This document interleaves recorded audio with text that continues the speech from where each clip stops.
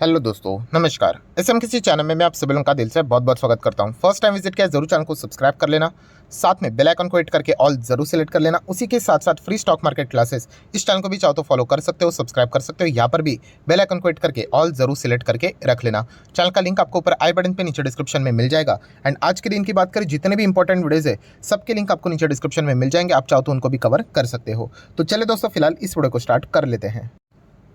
ठीक है दोस्तों, अभी हम लोग आ चुके हैं बिल्कुल हमारे नॉर्मल स्क्रीन के ऊपर। एंड दोस्तों, इस वीडियो में हम लोग कवर करने वाले हैं 3 से 4 इंपॉर्टेंट खबरें एंड अपडेट्स। मतलब आप सभी लोगों को पता ही है, अभी हम लोगों ने सबसे पहले कौन सा वीडियो कवर किया था कि इन्फोसिस के Q4 के रिजल्ट्स के बारे में, राइट। एंड रिजल्ट्स की अगर हम लोग बात करें तो उनका क्वार्टरली परफॉर्मेंस ही हम लोग को पता है कि बहुत ही पुअर देखने को मिला। खास करके उनकी इनकम से ही हम लोग को गिरावट देखने को यहाँ पे मिली थी, जो कि बाद में प्रॉफिट में भी गिरावट देखने को मिली एंड ईपीएस में भी गिरावट देखने को मिली।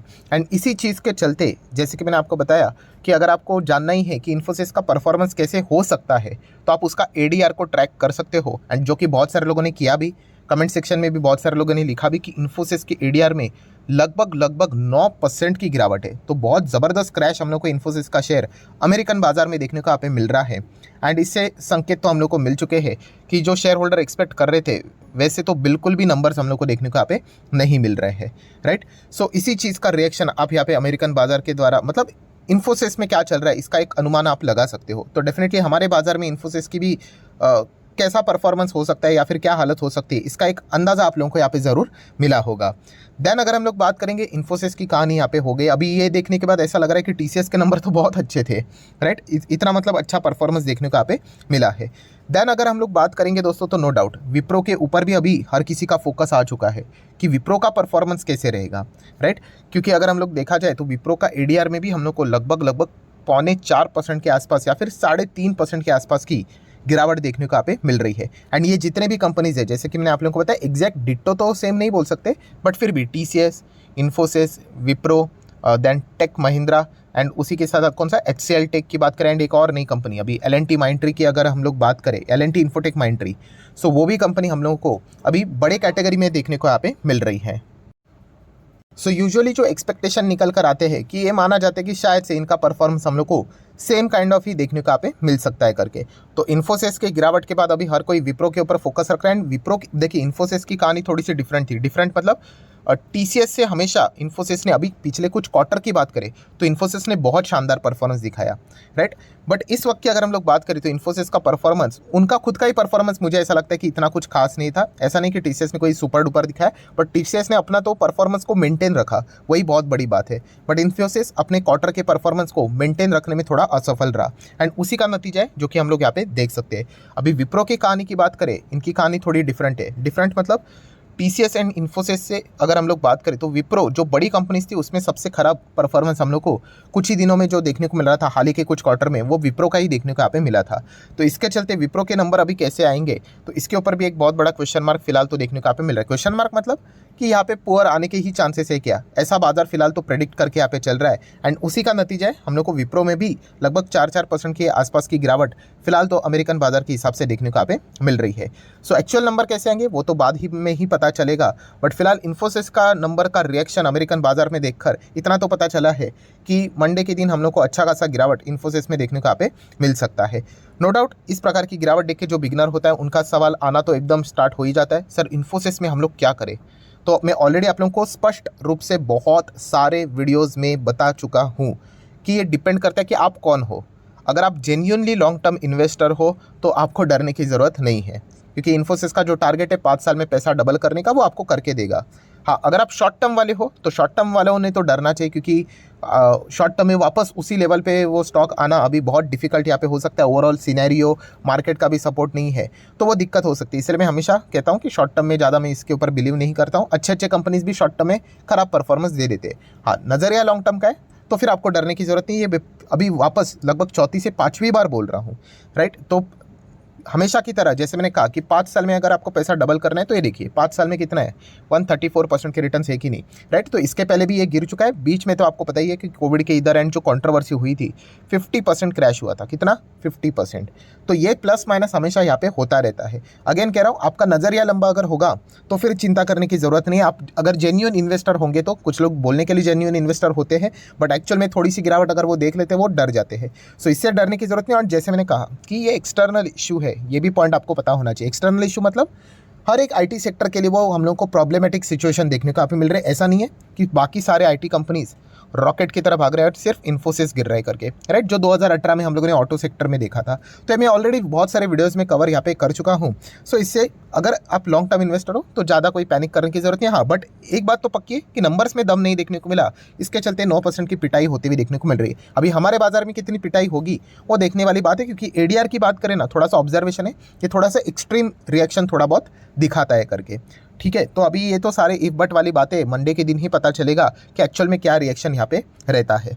देन अभी हम लोग बात करेंगे, नेक्स्ट कंपनी है बैंकिंग सेक्टर से जुड़ी हुई एयू स्मॉल फाइनेंस बैंक। अभी ये भी कंपनी आप लोगों को पता ही है, मल्टीपल टाइम में इसको कवर कर चुका। एक बार तो कॉर्पोरेट एक्शन भी हम लोग को मिला है और आज के दिन तो 17% के आसपास भागा, राइट। जो क्लोजिंग हुई है 16.5% आप बोल सकते हो, राइट। तो इतनी ज़बरदस्त तेज़ी के पीछे कुछ तो रीज़न तो होगा ही होगा। कभी कभी क्या होता है ना, रीज़न उसी दिन पता चल जाते हैं, कभी कभी इमीडिएटली नहीं पता चलता है, राइट। आप बोल सकते हो इंटरनल खबर होती है, कुछ बड़े प्लेयर्स को पता चल जाते हैं इसलिए वो बाय करके चल जाते हैं। बट ये जो खबर है वो कोई इंटरनल नहीं, हर किसी को यहाँ पे पता है, कौन सा, मैनेजमेंट से रिलेटेड।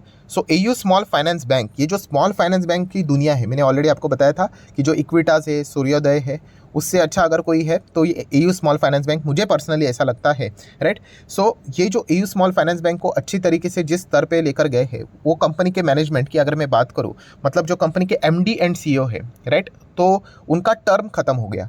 एंड टर्म खत्म होने के बाद ऑब्वियसली रीअपॉइंटमेंट की कोशिश की जाती है अगर आपने अच्छा काम किया तो। एंड अगर हम लोग यहाँ पे बात करें तो आरबीआई ने इनको रीअपॉइंटमेंट होने के लिए परमिशन दे दी।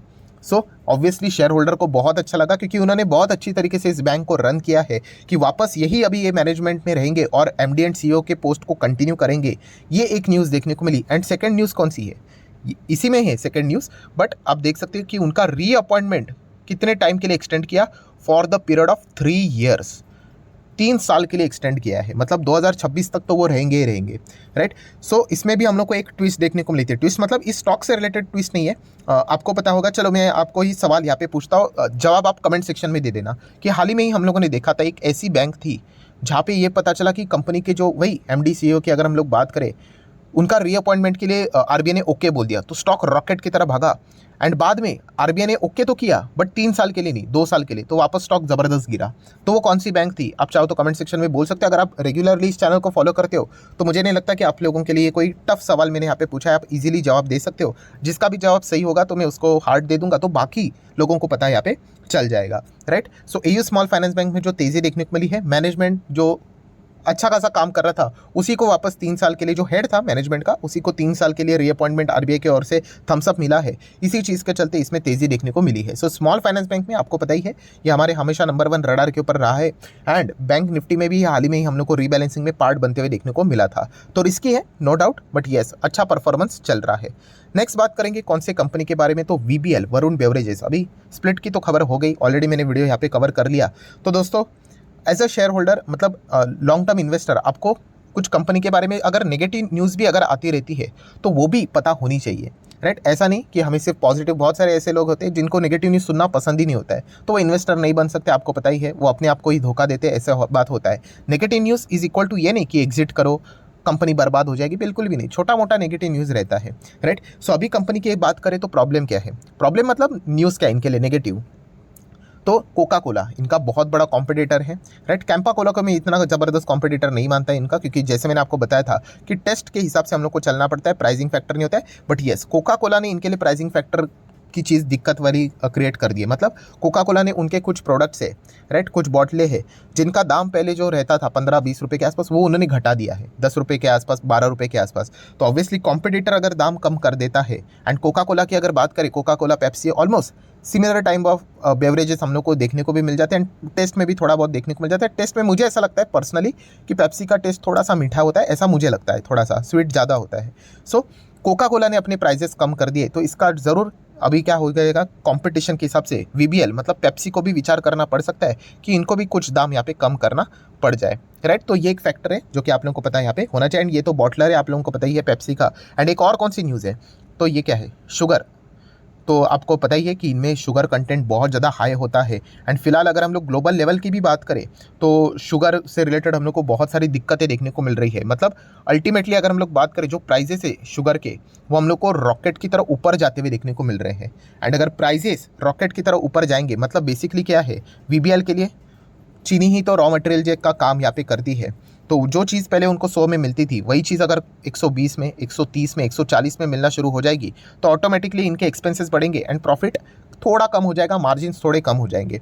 एंड इतने टॉप लेवल पे स्टॉक चल रहा है, वो तो हर किसी को पता है, 1000% के रिटर्न्स, राइट। तो ये फैक्टर आप लोगों को पता होना चाहिए, ये न्यूज़ आपको पता होना चाहिए, दैट्स इट। इसलिए इन चीज़ों को मैं यहाँ पे बार बार कवर यहाँ पे कर रहा हूँ। नो डाउट सेकंड में तो इनके लिए एक, एंड इनके शेयर होल्डर के लिए, हमारे लिए तो बहुत ही इंपॉर्टेंट दिन रहेगा, क्योंकि उस दिन पता चलेगा ये स्प्लिट देंगे या नहीं। बट उसके बावजूद ये भी जो बिजनेस से रिलेटेड खबरें हैं, जो कि इनके लिए टेम्पररी बेसिस के ऊपर क्यों ना हो, नेगेटिव ज़रूर है, तो उसके बारे में भी आप लोगों को पता यहाँ पे होना चाहिए। नेगेटिव मतलब ये कैसे डील करते हैं, उसके हिसाब से ये चीज़ें डिपेंड यहाँ पे करती है। देन बात करेंगे दोस्तों आखिरी स्टॉक येस बैंक से रिलेटेड। सो येस बैंक की अगर हम लोग बात करेंगे तो एक जस्ट अपडेट है कि 50 लाख शेयर होल्डर्स इनके हो चुके हैं। एंड येस बैंक ये मतलब भारत की पहली ऐसी कंपनी बनी है, मतलब 50 लाख शेयर होल्डर्स है, नंबर ऑफ शेयर होल्डर्स के हिसाब से मैं बात कर रहा हूँ। ऑब्वियसली बहुत सारे आप लोगों को रिटेल इन्वेस्टर भी इनमें पार्टिसिपेट करते हुए देखने को मिल जाते हैं। सो नंबर ऑफ संख्या की वो बात देखने को मिले, तो इससे पहले हम लोग को कौन देखने को मिलता था, Tata power 38.5 lakh share holders थे, एंड रिलायंस इंडस्ट्री के 33.6 lakh share holder. Number of share holder की हम लोग बात कर रहे हैं, इससे कोई शेयर प्राइस के हिसाब से कोई लेना देना नहीं होता है, बट आपको एक इन्फॉर्मेशन पता होनी चाहिए, वो इसके लिए ये सारी चीज़ों को यहाँ पे मैंने कवर किया है। तो आशा करता हूं दोस्तों वीडियो हेल्पफुल लगा होगा, तो जरूर लाइक एंड शेयर कर देना। डीमैट अकाउंट अभी तक ओपन नहीं किया है तो लिंक नीचे डिस्क्रिप्शन में 25 वीडियो की लिस्ट फ्री ऑफ कॉस्ट मिल जाएगी। आपका नाम, कौन सा अकाउंट आपने लिंक के थ्रू ओपन किया है, प्रॉपर्ली कमेंट में मेंशन कर देना। तो हफ्ते भर के अंदर सारे लेक्चर्स मेरे साइड से फ्री ऑफ कॉस्ट प्रोवाइड कर दिए जाएंगे, ताकि आप शेयर मार्केट को आसान भाषा से सीख सको। So that's it, thank you very much दोस्तों, we will be meeting our next video, तब तक के लिए बाय बाय।